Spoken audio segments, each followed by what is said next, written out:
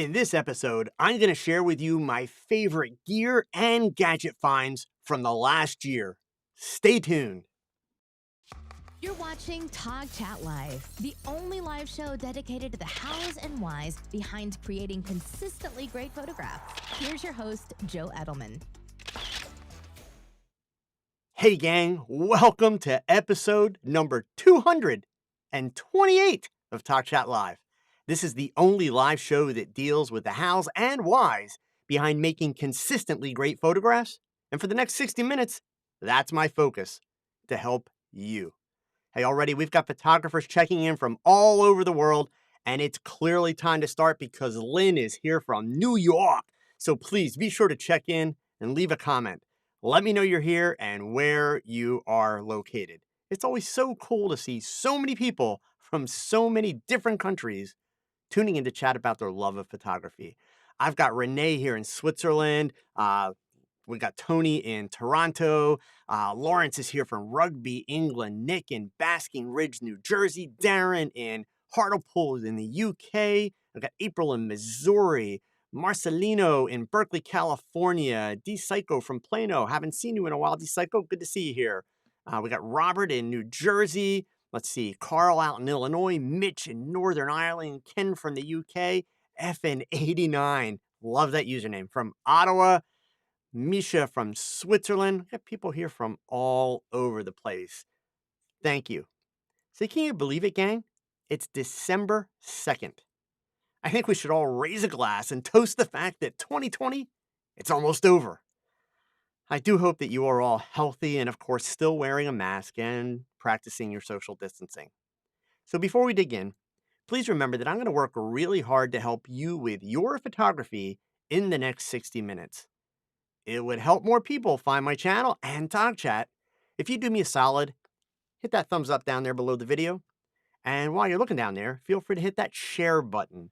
Let your photography friends know that we are streaming live on YouTube right now. Or you can just go ahead and share that link, tog.chat/live. I just dropped it in the chat window for you. And of course, Twitter, Facebook, they're the fastest way to get the word out. And hey, if you're a member of any photography clubs or groups or meetups, please let them know about TOGCHAT. Don't keep all this good stuff to yourself, right?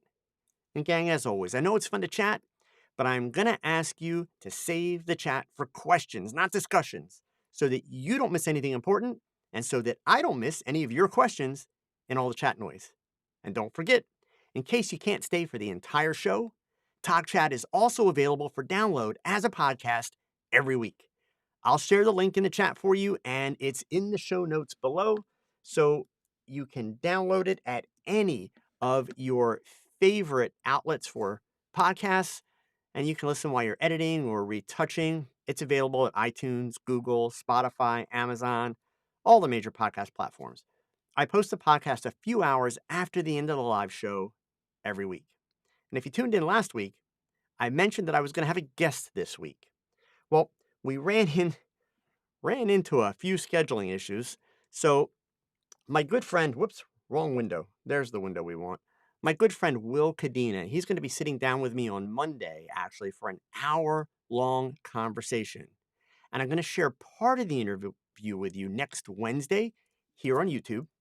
And the full unedited interview will be available as part of the podcast. So you'll be able to listen to everything that we talk about. And I've got some really good stuff that I want to chat with Will about. Will is a guy who is, believe it or not big on shooting wide open and having lots of bokeh. He shoots with a lot of depth of field and a lot of detail in his backgrounds. So we're going to really dig into his thought process and how he finds those backgrounds and makes his work look so great. Now, tonight's TOG topic, it's a rare one for me. It's all about gear and gadgets, my favorite finds from this year. So before I dig in, please do start posting your questions, and I will do my best to answer them all in the next 60 minutes. Also, while you're listening, I would love to hear about any gadgets that were big finds or game changers for you this year. Let me know in the chat. You know, photographers often hear the quote, it's not the camera that makes the picture, it's the photographer, they usually hear it from a person who has tens of thousands of dollars worth of camera gear. Now, I like to take a slightly more practical approach, and that is simply that all the gear in the world won't make you a great photographer, but the right gear can make your task much easier and help elevate the quality of your work. How's that for politically correct, right? But it's true. At the end of the day, if you don't build a solid foundation of photography knowledge, that physics stuff, and if you don't make a real effort to be creative, well, then yeah, all that gear, it will not really matter. I mean, let's keep it real, folks. We all like our toys. And for me, when I find a toy that makes my job easier or helps me simplify something, that is a big win in my book. So I thought it would be fun since 2020 is finally coming to an end. I think this is like the only year I've ever lived through that felt like a whole decade. I thought it would be fun to share some of my favorite photography gear and gadget finds from the year. I have links to all these in the show notes. I will apologize for those of you in advance on YouTube. Apparently, they did not save properly earlier, so a few of the links are missing. I will add them in right after the show. Full disclosure, a few of the links are affiliate links, so I will make a few pennies if you use the links, but I assure you, I'm not being paid to show you any of this gear. These are pieces that I actively use in my daily work. Now, I have a few things on my list that are all about color. The first item, it's an LED light that you saw me work with to create all kinds of abstract images back in March and April when I was doing the Stuck at Home challenge at the beginning of the pandemic. These little guys that you're seeing here, they come from Spiffy Gear, which is the company that makes the Light Blaster and the specular lights, like that big star that you see behind me. This is the Q6. It's spelled KYU 6. These guys are splash proof, rechargeable, wearable, mountable, and they have a CRI of 95. Now, there's two versions. The Q6, which is RGB, and then the Q6 bicolor, the Q6 RGB, which of course is RGB, and it'll let you cycle through a whole range. Here, let me find the color one for you. There you go. It'll let you cycle through a whole range of colors, okay? And then the Q6 bicolor, which has a Kelvin range from 2700 to 6500 K. These things weigh all of 42 grams. They'll run for up to 8 hours on a single charge. Now, Spiffy Gear also sells a triple charger. So one USB plug, and you can charge 3 of these things at the same time. They also have the Q6 panel, which allows you to mount 3 of them in one. It's got a 1/4-20 tripod socket on the bottom. And then they also have a vlogger's bundle, which has a cold shoe mount, which will then hold one of these on the top. Okay. And I mentioned wearable before. Real simple. You can wear it like a bracelet. You're not going to lose them. They're awesome. Okay. So you can find these at spiffygear.com. They're $44.99. For me, they're awesome for accent lighting in stills and video. They make great lights, which is what you saw me do in the Stuck at Home Challenge for macro work. And they're awesome for light painting. And if you join the Spiffy Gear group on Facebook, they have lots of videos and tutorials with really creative ideas. Check it out. So next on my list, I have 2 items from the company Datacolor. Now, both of these items have honestly been game changers for me this year. So the first up is not something that was actually a new product for 2020. It was released in 2019, but it's new for me in 2020. And that is the Datacolor Spider X Elite. It's a calibration tool, right? Honestly, this little gadget totally rocked my color calibration world this year. Previously, I had been using the i1 Studio from X-Rite to do my screen calibrations. The i1 Studio was a very capable and actually very advanced tool that would also calibrate scanners and printers. It's also kind of pricey, just north of $500. So what attracted me to the Spider X Elite from Datacolor is the fact that it's honestly super simple to use. The software that they have for it is amazingly easy. It does the calibration super fast, and it comes in at almost half the cost of the X-Rite. And I will say that one feature difference that I really appreciate, the X-Rite One Studio had a detachable cord, which on mine eventually got to the point that it wouldn't keep a solid connection. And of course, that happened when it was out of warranty. The Datacolor Spider X Elite, it's got a permanently attached cord, and it's also considerably smaller and lighter than the iStudio. Now, the second item from Datacolor, this little thing, this is a gadget that I never knew I needed, but boy, is it awesome. This is the Datacolor Color Reader EZ. Now, you know that my work is all about bright and bold colors. And I am always looking for unique colors and color combinations, especially, stuff that I haven't tried before. With this little Color Reader EZ, I can launch an app on my iPhone, okay? And this connects via Bluetooth with just the push of a button. Turn it on, and it connects to the phone right away. And this works, by the way, on iPhone or Android devices. And it will measure the color values literally of anything. There's a little sensor on the bottom. I just open up the flap, hold it against it, take the measurement, and it's going to provide me with accurate RGB and hex color values. It'll even tell me the matching Pantone colors. And if I want to use it for home decor, it'll even tell me the top 3 paint matches from the most popular paint brands, which actually is helpful as a photographer because if I want to paint part of a set, this tells me exactly which brand and which color of paint to go and get. So for me, I always used to walk around and snap photos of colors or color combinations that I saw. So the problem, of course, with doing that is that those colors were usually being recorded on a phone. And even if it was with a regular camera, you got to remember the ambient light in the room was impacting the way the phone recorded the colors.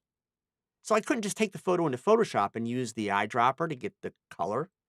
I had to kind of interpret it.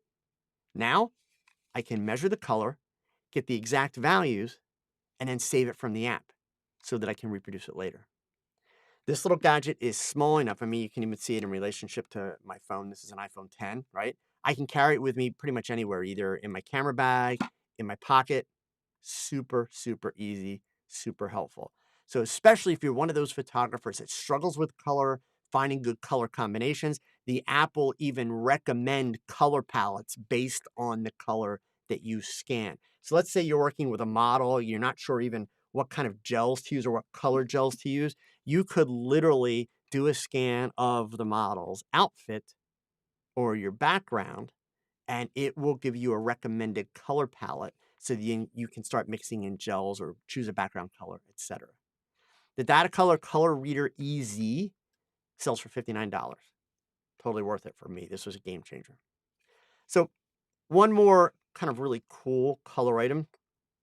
Actually, it's a series of color items. Comes from a Florida-based photographer named Jason Page. These gadgets are, whoops, and I just dropped part of it. These gadgets are called light painting brushes. Let me grab the piece that I dropped. Okay. And I'm just going to show you a couple examples that are here, okay? The way these work, using a small flashlight. Any small flashlight. It doesn't have to be this particular brand. This one's a little on the pricey side because it's super, super bright. But these gadgets will allow you to create light patterns that you can then color things with. You can paint with them. The attachments range from different colored cones. There's a colored filter in there to basically drawing utensils. They have wands. They also have fiber optic attachments. I'll show you these. These are kind of really cool. If I can get this one open, I will show you this. There we go. The fiber optic attachments, you can then, obviously this one's green. You can paint with this and create all kinds of patterns and textures with light. The light painting brushes system, it allows the lights and or light modifiers to be interchanged fairly quickly, as you saw, and fairly easily. And you can do this during a single exposure, basically a time exposure, which allows you to mix in different colors, shapes, textures, all in a pretty simple way. Make sure that you check out Jason's YouTube channel. And again, I apologize, that link is not sitting in the show notes right now. It will be as soon as I'm done the show, but you can see the link in the show notes right now for lightpaintbrushes.com, and that will take you to his channel. He has lots of awesome tutorials about how to create with the different tools. On my channel, you can also see me using them on stage at Photo Plus Expo last year. So I'll make sure all those links are in there. You can get a starter kit that has a sampling of most of the tools along with a high-powered flashlight for just $99. Most fun you'll ever have, literally. And obviously, it's nice if you're an Olympus shooter, you can use live composite, but it doesn't matter what brand of camera. In fact, Jason, when you look at his YouTube channel, he is not an Olympus shooter. So he's doing it with full frame cameras, doing bulb and time exposures. Really, really awesome. So next up for my gadgets and gear for the year, I have to mention the Olympus OMD EM1 Mark III. So this camera was released in early 2020, and it is sincerely my dream camera. For me, it is the perfect form factor. It builds on many of the newest features in the Olympus camera system with 60 frames per second of continuous shooting, 7 stops of image stabilization, 80 megapixel high-res shot mode. It's got a brand new processor, and really cool, the ability to charge via USB-C. By the way, I'm also excited to announce, if you haven't read this or caught this yet, the new name has been announced, officially been announced. The company, beginning in early 2021, will be named OM Digital Solutions Corporation, or OMDS for short. It'll continue to be based out of Japan. It will continue to have business centers throughout the world, including the US and Europe. It's important to note that is the new company name, not the camera brand name. For the foreseeable future, the Olympus name will stay on the gear. There will, however, be a new brand name in the future, but that hasn't been announced yet. Okay. Now, Olympus also had some awesome lens announcements this year. I mean, obviously the 100 to 400 variable aperture zoom, and of course, the prize, the 150 to 400 f4.5 zoom with a built-in teleconverter that everybody's talking about. In fact, they completely outsold their first production run, so the lens is currently already back ordered. But I have to tell you, one lens, the 12 to 45 millimeter f4 Pro zoom lens. So that's the guy that you're seeing on this camera right now. You see how tiny that is, right? There's my hand on top of the camera, okay? This lens has absolutely become my favorite carry around lens. It's tiny, it's lightweight, and of course, it's weatherproof because it's a Pro lens. It's got incredibly close minimum focusing distance of 4.7 to 9.1 inches, depending, of course, on which focal length you're using. But basically, that allows it to do macro type shots. And if you add to that the focus stacking feature, the possibilities for macro work are incredible. Now, next up, high-end lighting gear. So there are 3 big winners for me in 2020. The real game changers are the Stella Pro lights from California-based light and motion company. These Stella Pro lights, they're just amazing. They're small, they're lightweight, super powerful LED lights that have built-in rechargeable batteries. In other words, no more cords, no more transmitters, and they're small, and they're lighter than most strobes. Now, the 2 that I'm using, one of which you see here, right here, this is the CXL10. It's got an output range of 500 to 10,000 lumens with a CRI of 94. These are daylight color balanced at 5600K, and they weigh just 2.7 pounds. And you can see, actually, I'm sorry, you can't see. I don't have the Godox 8200 here, but I promise you, it is just barely bigger than a Godox AD200. Now, in addition to the built-in battery, you can also power them via a DTAP battery if you've got a longer shoot to do, and they are weatherproof. Yes, they work in the rain if you're shooting on location. You can mount them in a traditional softbox, and of course, you can use umbrellas, and just like any strobe, basically, except it is a constant light LED. The CLX 10, sells for $1,299. It's pricey, but in my opinion, it's worth every penny. Now, in addition to the CLX10, I also use their smaller Stella CL2000. It has a maximum output of 2,000 lumens, and it is considerably smaller than what you see here and makes a great rim or hair light or background light. Also, it's weatherproof, weighs only 1.1 pounds. The CL2000s sell for $499. Now, look, I get it. You know I'm an advocate for budget photographers, and not everyone can afford high-end lighting like the Stella lights. So with that in mind, I want to share the lights that I'm using for my video production. They come from GVM. GVM stands for Great Video Maker. And I'm actually using two of them right now. One is the one that you see behind me back here. The other one is my key light, and they are the GVM G100 bicolor LED video lights. Less than $300. They feature a 3200 to 5600K color temperature range, and they're super quiet. So remember, I'm using two of them in my video studio right here, right now. My key light is less than 2 feet from my microphone. And then there's one right behind me. No sound. They accept Bowens mouse modifiers. They have a CRI of 97.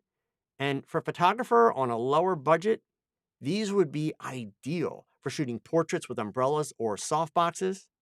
And it's worth noting, for another 24 hours, GVM has a buy one, get one deal on these lights. So that's two for $299.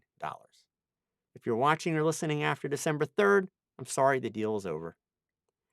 Now, the last item on my list for 2020 is the Godox AD300 Pro. If you follow me, you've probably heard me say many times that 400 or 600 watt seconds is much more power than most photographers need. So for me, prior to switching to Godox and using the AD200s, I'd been using the Interfit Honey Badgers in my studio. Now they are a 300 watt second strobe. So this new AD300 Pro gives me that same output that I've been used to for years, but they're crazy small and lightweight. They sell for $499, and in addition to working with all the existing Godox triggers, they feature a 12-watt bicolor LED modeling lamp, which is still not super bright, but it's much more functional than the modeling lamps in the AD200s. It also features TTL and high-speed sync capabilities. And I just want to show you, just to make sure you have a sense of how small this is. That's how tiny this light is. Crazy small. So there you have it. My list of game changer discoveries for my workflow in the year 2020. I hope that I've turned you on to some new ideas or gadgets that will help you with your photography. And I'm looking forward to the list that you guys have potentially typed in. We'll check that in just a second, okay? Let me find a spot to set that down so I don't drop it in the middle of this. There we go. So there are a few things in photo news this week that are worth mentioning. First of all, tomorrow at 1 p.m. in the US, I will be doing a live stream on the Get Olympus Facebook page. I am going to switch that over here and I will share the URL with you guys in the chat. Let's see here. Paste that in there for you. Good.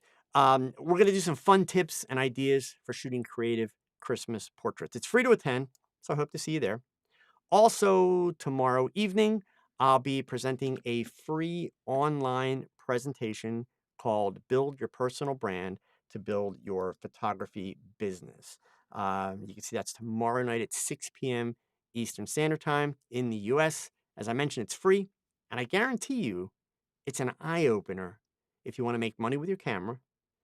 and especially if you're trying to build any kind of a social media following. It's amazing, honestly, how bad so many photographers are at social media. So I will provide you the link to register for that talk in the show notes. So you can feel free to go ahead and sign up for that. And for those of you that are in the United States, I want to share a quick non-photography item with you in case you're looking for a few last-minute Christmas gifts for Christmas. Yeah, I know this one's a little different for Joe, right? Um, my son and daughter-in-law operate a home decor business called Home Again Studios. I'm a big fan of their soy candles. They're pretty cool. But I've got my son to give me a 30% discount on anything in their store if you use my discount code, which is Edelman30, all capital letters, Edelman30 at checkout. And let me just grab you the link for that so I can share that with you. There is still time to be able to order, have stuff delivered in time for Christmas. And I'm going to put that link in the chat window along with um, the discount code, 30% off. There you go. Okay. So there is actually some real photo industry news this week. It's not necessarily good, but it's something that we should all be aware of. After 70 years of holding its leading photographic trade show in Cologne, Germany, Photokina is potentially going to be gone. Photokina is the world's largest photo trade show, and they have announced that it is going to be discontinued indefinitely due to the decline in the market for imaging products, photography stuff. So the good news is they've left the door open that it could come back. Honestly, for me, and maybe I'm, selfishly feeling this way, but I sincerely hope that this is not a sign of things to come for trade shows in general. I mean, here in the United States, we have Photo Plus in New York, Imaging USA, which takes place somewhere in the South, and then WPPI, which is usually in Las Vegas. These shows are extremely valuable to the photography community. In the UK, we have the photography show, and there are others around the world. These are generally the best opportunity to be able to see and handle and honestly drool on the gear in person, and also to meet and learn from photographers of all genres. One thing's for sure, when this pandemic is over, there will be a new normal in the way we do things. A lot of good things have come to the educational side of the photo industry with online learning and events. So, inevitably, we're going to have some more hybrid type events in our future. And I think that's a great thing, actually. But I obviously still hope that we don't lose these trade shows altogether. So, something to kind of keep an eye on. Okay. So, how can I help you with your photography? You're here. There must be something that you want to improve with your photography. So, I have one question that came in early from my Facebook group. And of course, if you haven't joined the groups yet, I don't know what you're waiting for. It doesn't cost anything, right? So, I will drop that link into the chat window for you here. It is also in the show notes. I'd love to see you there. So, the question that I have that came in early, and this one actually, I apologize. This is not from my Facebook group. This was actually a leftover from a presentation that I did last night. And it was right at the end of the presentation, and I didn't really have time to get into this. So this is from Dee, and her question is, I'm experimenting with shooting small products in my apartment. I'm considering getting a photo box or a piece of reflective acrylic. Which would you choose, Joe, if any? So there are a couple ways to look at this answer, Dee, and I I'm reluctant to try and push you too much in one direction or the other because I don't have all the information. So let me tell you the things that you should be considering. When it comes to the photo boxes, those are those collapsible boxes that have the backgrounds built in and they have LED lights. Really, one of the key considerations for you is going to be how big are the products that you're going to photograph. While they do make some of those boxes fairly large, they do have a limit in size. So if you're working with products of varying sizes and some of them are large, the box may indeed be a problem. With regards to the acrylic, reflective acrylic can create a really nice base, but that's also going to depend on a few things. One, it's going to depend on the product itself, meaning you don't want to have that reflection at the cost of it detracting or interfering with people being able to see the detail of your product. So remember, if you're photographing products, that's what you're doing. You're trying to sell the product. So the more kind of bells and whistles that you add into your shot, you've got to be very aware of what is that bringing to the picture. And I don't mean it from a creative photography standpoint. I mean it from a will this sell the product standpoint. Also, when you're dealing with the reflective acrylic, you are intentionally creating reflections. So you need to be able to finesse your lighting a little bit more. It's going to help a lot if you are using, it doesn't really matter if you're using strobes or if you're using constant light, but what does matter is, do you have the ability to use larger modifiers so that you can create very soft light? Also, you're going to want to be able to have reflectors in that available to really be able to manage the light that's happening. So a lot of that is going to depend on what exactly. Oh, and these here, awesome. So these telling me I'd be shooting small products such as headphones, earbuds, and smaller electronics. And the box has no LEDs in it, so I'm using flashes in order to create the light. So, yeah, I mean, and even with the idea of, headphones, earbuds, small electronics, it really depends on what you're after and where they're going to. Like, if they're going to be used like on Amazon, as an example, we'll use Amazon kind of as a standard or something similar to Amazon, then simple kind of white backgrounds, very basic, very clean is very, very, very helpful. If it's going to be in more of kind of a high end type scenario, well, then you may need a little bit more flexibility. So, the reason why you're not gonna get me to give you a use this or use that D is because honestly, it depends on where the image is going, what, um, what is the value proposition to these products? And what I mean by that is, are these considered really high-end products? In which case, you don't wanna do them in one of those little boxes. If it's a really high-end product, you want backgrounds or textures that are going to make it look really fancy and really nice. D, if you're trying to start a tech review website, my honest advice would be the images are what is going to catch people's attention online, whether it's, on a blog, whether it's in social media posts, whether it's in, um, in a YouTube video. And I'm sure you're aware, D, if you're planning on doing this, that there is no shortage of tech review websites, right? So, not to try and discourage you, but as a fellow content creator, one of the things that you've got to figure out and then work really, really hard to do is you've got to figure out why people should care about you. Why should they read your review instead of the thousand other reviews for almost any product that's out there? What is your personal value proposition? That is what's going to get you your audience and get your following.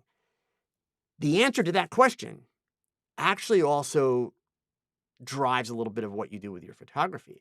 I mean, if you're starting a tech review website, your photographs are part of what's going to get your articles noticed. So to me, working on a simple white background with one of those product boxes, yes, it'll be easy for you and you'll be able to do it really quick without a lot of effort and you'll be able to be fairly consistent. But at the same time, it's going to be kind of boring because every single picture you create is basically going to look the same. It's going to have the same look and feel.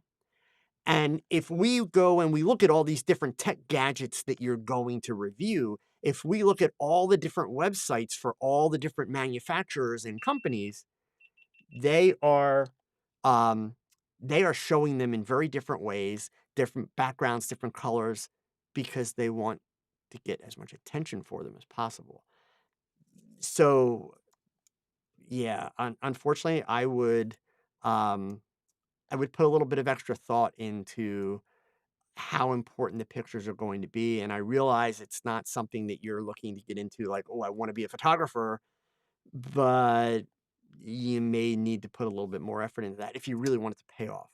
So, I apologize, it's kind of a long, wishy-washy answer, but those are all things to consider, okay? All right.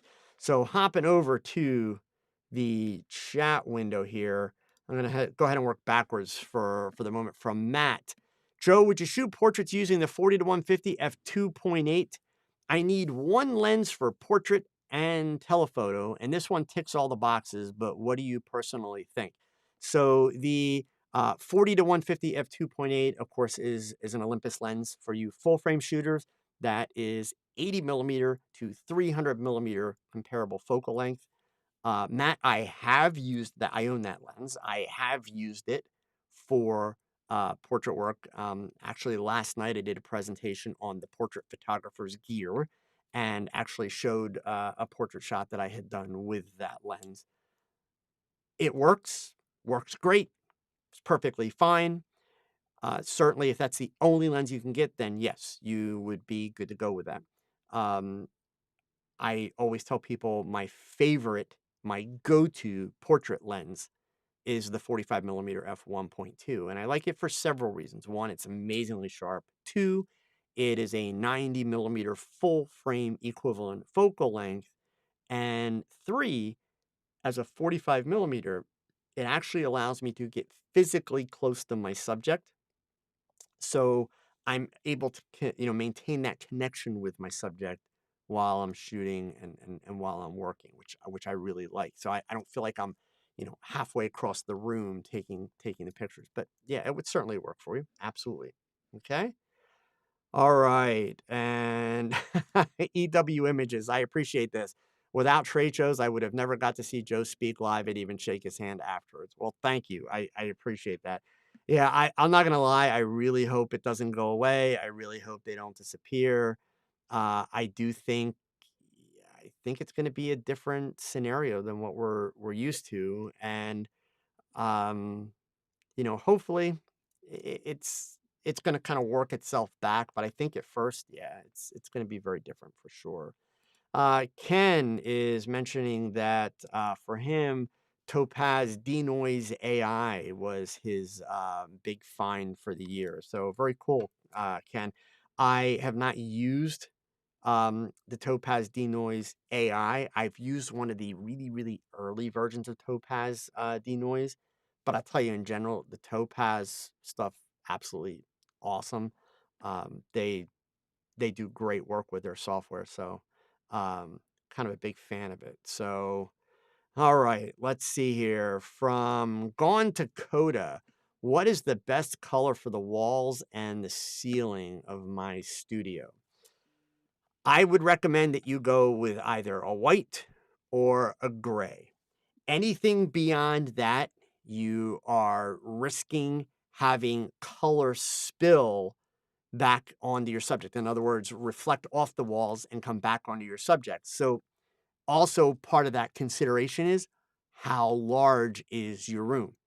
If you've seen the video on my YouTube channel of my studio, which is in my basement, my shooting area is 13 feet wide by 27 feet long. So it's not like mega small, but it's also not really big. 13 feet wide is not a lot of width once you set up one or two lights and you're photographing a portrait subject. I have my walls white because I don't want any color spill coming back onto my subjects. The only real benefit for working with gray, honestly, is that you could use the walls if the walls are free of window cutouts or outlets.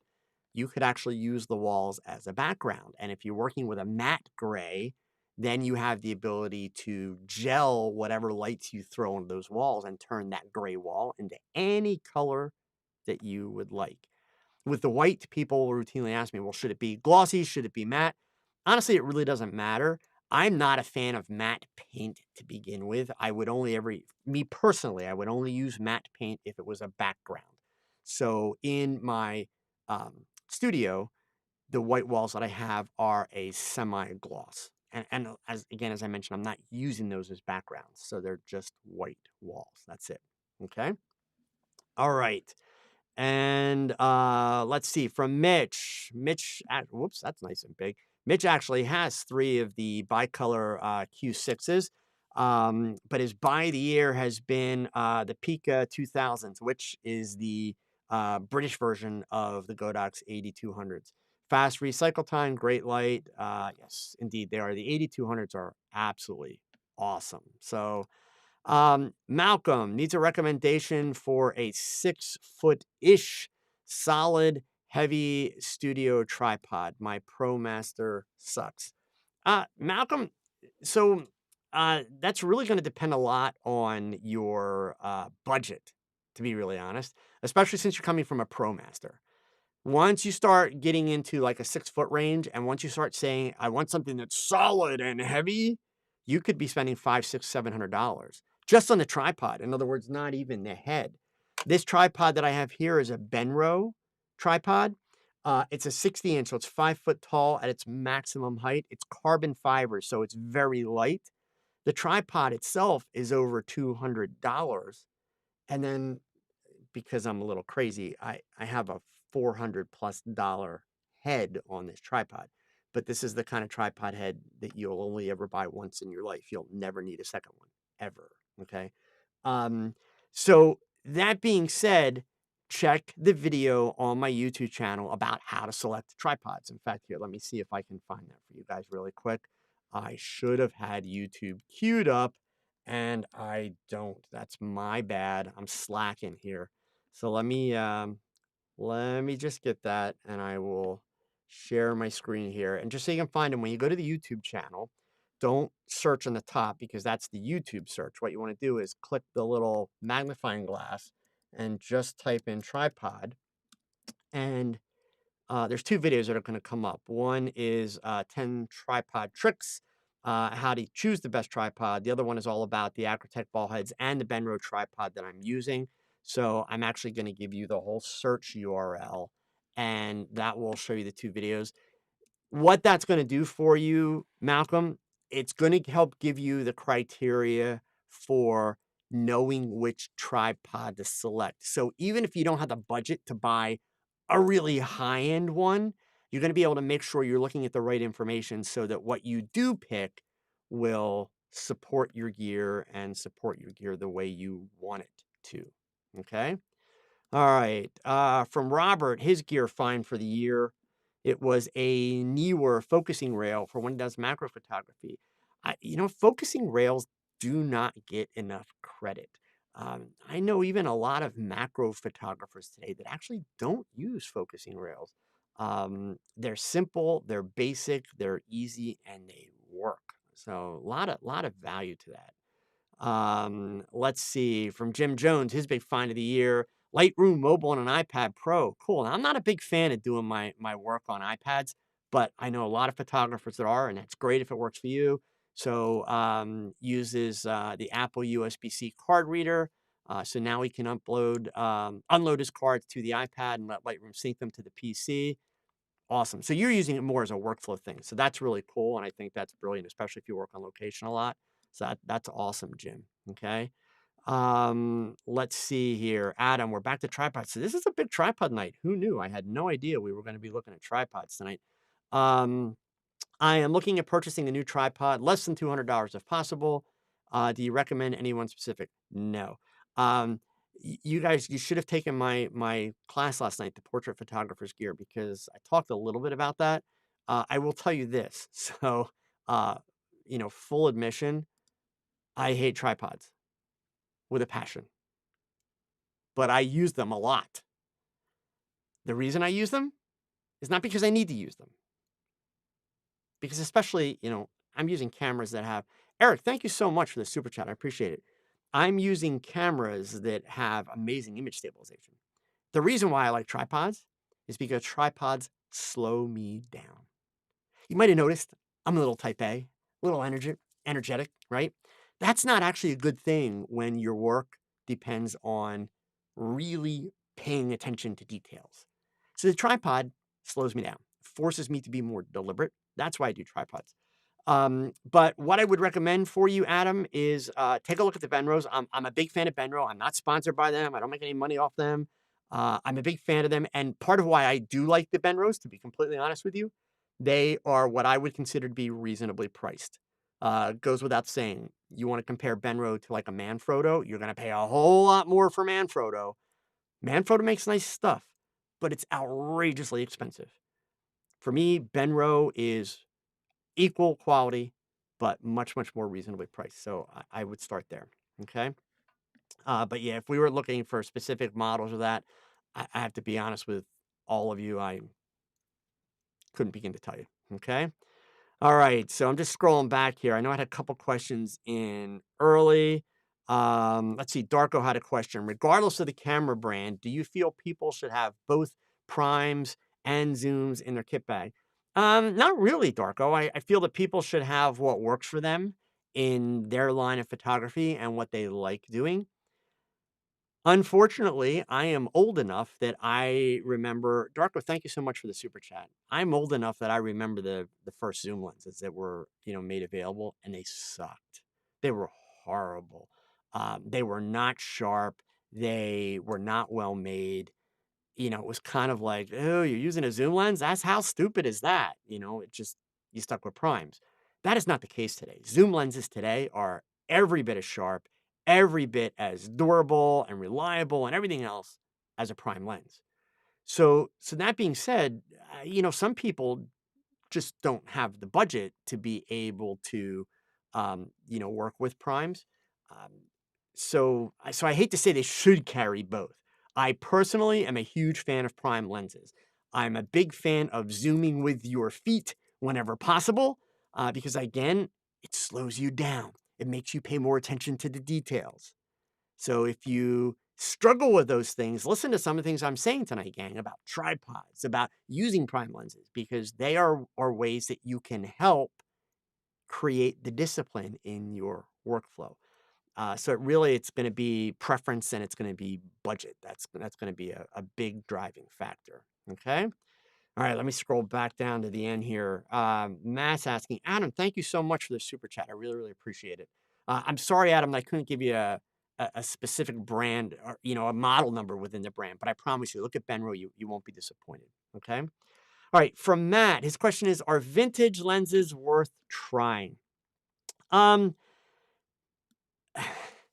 I'm sorry, Matt. I pause because I won't lie to you. I hate this whole vintage lens thing, but let's put some context behind that, right? Please don't not try a vintage lens because Joe hates it. That for me is not where the fun in photography is. So it really depends on what you're into and what you like, Matt. As long as you don't have this mentality that you're better because of the vintage lens, then I would say, sure, go try it. Diego, thank you so much for the super chat. Earlier this year, in the beginning of the pandemic and lockdown, I had an iconic photojournalist, Mr. David Burnett, on TOGCHAT as a guest. And if you check out Mr. Burnett's website and you follow him on social media, not only is the guy an amazing photojournalist who has shot some of the most iconic images that are out there in our modern history, but he's a tinkerer. He is a Sony user currently, but he loves playing with vintage lenses to get a different look. And in his case, he uses old gear or sheet film cameras or just some weird oddball lens mounted backwards, whatever. He uses old gear as a means of being creative to create something that is unique and different and will stand out in the crowd. And he does this stuff for news events of national and international prominence where you don't get a second chance to make the shot. David Burnett is a man that went to the Summer Olympics in Rio de Janeiro and photographed the finish of Usain Bolt's record-breaking race with a film camera, a view camera, one sheet of film. And it's the most amazing image. But, so It's kind of a very gutsy thing to do, and of course, it has everything to do with, his skill level, and so for him, it's kind of a discipline that he does that. So Matt, don't let anybody pressure you into doing it, but if it's something that you're looking at and you're thinking, "Oh, wow, like this would be really cool," then sure, if you have the budget and the disposable income to do it, yes. Just please don't become one of those photographers that's like, "Well, this is a vintage lens, so that makes my picture special." No, that doesn't make you it's like basically saying, "I shoot film, so I'm special." No, you're not. Nobody cares, right? Nobody cares how you made the picture except some other photography geek. So, that's the personal piece of photography. If you're into that, absolutely go for it. I mean, I can totally understand how it would be fun for somebody. It's no different than me. I drive my car. I'm really happy it starts and it runs and it gets me places and it's a pretty blue. I like it, but I'm not a gearhead. I'm not really into cars. But I totally understand, that for some people they are, and all that stuff, matters, right? So, okay. Let's see from John. His big find for the year: Pro Media Gear's L brackets that let you go from tripod to a Gitzo monopod, both horizontal and vertical. Yeah, so you're talking about the ones that have the Arca Swiss screws, both on the side and the bottom. They are awesome. I have a few of those as well. I'll admit I don't get to use them as much, but for me, when I found those L brackets by Pro Media Gear, that was one of those pieces of kit that was like, that's a no-brainer. I may only use it 2 or 3 times a year, which this year I failed on that one because I'm not obviously getting to shoot that much with the lockdown, but in a normal year, I may only use it 2 or 3 times a year, but those 2 or 3 times a year that I use it, it is going to make my life so much easier. So, I'm with you on that one, John. They are actually awesome. So from EW Images, I've been trying to shoot more concepts, but I'm struggling finding great outfits at thrift stores. Do you have any advice for finding outfits or fabrics for creative photo shoots? Well, so actually, one of the pieces of advice I would normally give to people is indeed you should check out thrift stores. EW, it's possible that maybe you just haven't found a particularly good one in your area. So you may need to look around a little bit or maybe explore a slightly wider, geographic area. That would be step one. Step two, don't forget that, kind of the modern thrift store these days is this website called Facebook, right? And also there are, and you're gonna have to Google because I do not have one that comes to top of mind, but they exist. There are websites now where women can go and they can sell old clothing and things like that, and do it cheaply. Now the problem with that is they're trying to get, kind of top dollar for it, but you can still find some bargains there. Another thing you might want to do, it's worth taking the 5 minutes that it'll take you to do a search.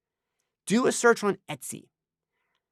Search for people that are making like notice I said making, meaning it's expensive. But hold on. Making like vintage clothing or things like that. But see if there's anybody. It's totally a shot in the dark, but you never know. See if there's anybody in your area that's doing that. If they're in your area, they need good images for their Etsy store to sell their clothing. So now you have the perfect arrangement. Say, hey, I'll photograph your stuff as long as I can do my creator shots with it and give you the outfits back in one piece, undamaged, and then I'll give you copies of the image that you can use to sell it. So yeah, you just kind of got be a little bit more creative in your approach to how you're finding it. Don't give up. Certainly keep looking for stuff. Robert just mentioned I find nice stuff on Marketplace. Yeah, I mean, with Facebook Marketplace, again, depending on where you live, that's also a little hit or miss. It can be really good, it can be really bad, but I would encourage you just keep looking and experimenting with different types of searches and maybe expand your geographic area a little bit. Okay? All right. A little note from Adam here. This is a great time of year to get tripod deals, which indeed he is absolutely correct. Places like B&H, Adorama, he picked up his carbon fiber Benro tripod this time a couple years ago now. And yeah, I mean, I will tell you guys, if you're like me, which hopefully you're not like me because this is actually really annoying, but today alone, I probably got 150 marketing emails from camera stores, camera companies, lens company, like you name it. Like, here's our, Cyber Monday sales still going on Wednesday and all that kind of stuff. Um, there's a lot of great sales out there. And, in the camera industry, and when I say camera industry, I'm talking about accessories, I'm talking about everything, right? It's a bit of a catch-22. If you guys remember that video that I did about using a television as a, background for portraits, I was bragging that I got a 65-inch television and a stand on wheels for less than $500. Heck, you can do it for less than $400 right now. I mean, like, this is the time to buy big TVs, folks, in case you haven't noticed. But it's the same actually with photo gear. Photo retailers, photo manufacturers, they're actually being extremely aggressive this year. Obviously, it's been a horrible year. The entire industry is hurting. So they're kind of in this catch-22. You know, they need money, and they're not making the kind of money they need. Every manufacturer, every camera company is hurting. But at the same time, they all understand that in order to get through this and come out the other side, they've got to keep expanding their user base. So they are selling stuff at really, really deep discounts. And don't hesitate, gang. You know, normally I would say, hey, be patient, look for the best stuff. But remember, all of these retailers, all these manufacturers are keenly aware of one big issue here. Yes, they're doing deep discounts. Yes, they're still trying to get their product into the hands of the consumer, but they are also extremely aware of the fact that 70%, these are the estimates for this year worldwide, 70% of the Christmas and holiday shopping that's going to be done is going to be done online. So basically, what that means is that by about the middle of next week, we're going to get to a point where there's going to be major logistics problems. If you're ordering stuff online, you may not be able to get it in time for Christmas. We've never faced that kind of a problem before. So all of these sales that you're hearing about, they're front loaded because if it's a week and a half before Christmas, there's not much value in these companies running deep discounts at that point because people aren't going to be able to get it in time for Christmas. They can't promise delivery in time for Christmas. So there's no point in them running a deep discount. Once we get into next week, these companies, these manufacturers, they're going to start kind of hunkering down, get through the beginning of the year, and hope that next year is better and people are being optimistic about the year, and then they'll start looking for other ways to generate sales. So if you're seeing these sales and seeing these opportunities to buy stuff, don't be thinking it's going to get better because I really don't think it is. I sincerely do not think it's going to get any better. The sales have been amazing this year. Okay. All right, let's see here. Oh, Dan, I didn't even think of that. Dan mentioned to check Craigslist also for listings for people that are um, giving up on photography and maybe selling off gear, things like that, which is very true. And even also for looking for outfits, clothing, that kind of stuff. You potentially be able to find stuff on Craigslist. Just be careful on Craigslist. Obviously, it can kind of be like the wild, wild west. eBay can it, too, for that matter. So be a little bit careful of that. But yeah, I mean, there's lots of opportunities on those kind of places. So let's see from Alex here. Um, Joe, what do you think about Leica cameras and lenses? Forget the price. Um, I gotta be honest, Alex, how can you forget the price on a Leica, right? I mean, I'm just not being honest. Beyond that, what do I think of them? Great optics, junk cameras. That would be my short answer. And when I say junk cameras, I don't mean like, oh, they're poorly made. No, it's great craftsmanship. I just don't think they're well designed. I don't think the ergonomics are particularly good. I don't think they're not really designed, and I know I'm gonna get in trouble for saying this. I don't think they're designed particularly for photographers. I think they're designed for rich people that don't know anything about photography. That wasn't always the case, but it is now. I don't think the feature sets in them are that great. I don't think the ergonomics are great. So yeah, I mean, I always say that I don't want to see any camera company fail, and I'm not trying to be a jerk, but I wouldn't lose any sleep if Leica failed. I mean, I personally don't see the value that Leica brings to the industry at this point, and that's the key for me. When we look at companies like Olympus or Panasonic or Sony or Fuji or Canon or Nikon, regardless of what camera brand you choose to use, the fact is we can find value in every one of those companies in terms of technology and in terms of features and design elements that they bring to the industry. which ultimately then filters throughout the rest of the industry, right? I don't see that happening from Leica. And if I've missed something along the way or I'm not aware of it, I would love to be schooled about that, but I am not aware of anything, in that sense. Okay. All right. Let's see. So let me just see if I missed any other. Let's see. D Psycho asked, did the early zoom lens issues you mentioned give them a name they still have, or are there zoom lenses that are as good as their respective primes? Um, no, I mean, not particularly. The name back in the day was just they were junk. They're horrible. Because you have to realize with zoom lenses, um, imagine new technology, right? With the zoom lens, suddenly you had the idea that optics were floating and they were moving much, much more than they ever would in a regular lens. Um, so companies were still learning, like, what's the best way to design this? What's the best way to make this durable? One of the things that was very common with zoom lenses, you would just basically bang it. Like if you had it on your shoulder and you bang the end of a zoom lens against a door, going through a door because you were too close to the door frame, that would be enough to set it off kilter and it would never quite focus sharp after that. Honestly, to my knowledge, none of the early issues that existed with zoom lenses exist today at all. And to give you an example, very, very quickly after zoom lenses became a thing, companies like Sigma and Tamron showed up back in the 80s, right?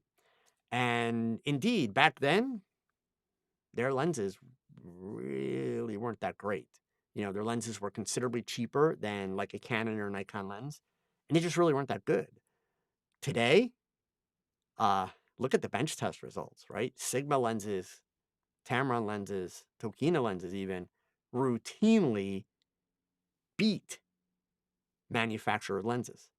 So those companies have come a long way, and the technology has come a long way, and the design and the way these lenses are designed has come a really long way. So definitely not the case anymore. I mean, I use zooms like I mentioned, my 12 to 20 or 12 to 45, which is kind of my carry around lens, but yeah, I don't feel like I'm missing a step at all ever with any of my zoom lenses, and you just don't hear photographers even talking about that at this point. So, um, let's see from Rich Tang, Joe, do you have any thoughts on the Fujifilm X100V or on fixed lens cameras in general? Um, no, to be honest with you. I mean, look, I respect Fuji. I'm just not a big fan. I don't like their ergonomics. And I honestly, at least at a professional level, I don't get the point behind having a fixed lens camera. I just don't.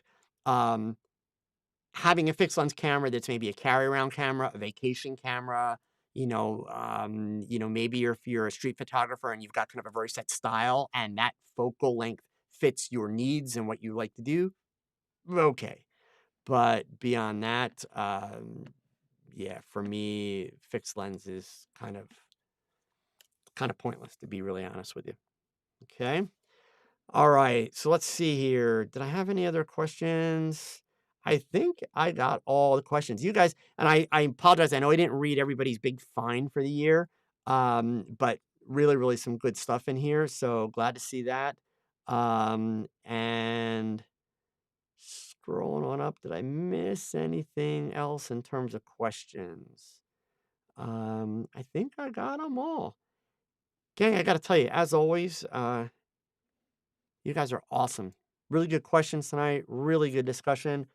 I apologize 1,000 times over that I did not have all those links right when we start. I literally spent about 2 hours getting all that stuff together today, and apparently I did not save it properly. So fortunately, I have it backed up in another document, but I realized right before I went live it wasn't there. I'm like, "Oh my god." So that's my excuse for the day. I apologize, but, anyway, thank you again. That wraps things up for the week. Remember, tune in next week for my exclusive sit down with Westcott Pro and honestly, all around awesome photographer, Will Cadena. Thank you for tuning in. Thank you for a great night of chatting about all things photography. I hope to see you again next Wednesday. And in the meanwhile, gang, Stay safe and healthy, and whatever you do, please remember these words. And it would help if Joe hit the right button, wouldn't it? So, guys, those words, go pick up your camera and shoot something, because your best shot, it's your next shot. Adios, gang. Have a good night. I'm going to go have a drink. Take care.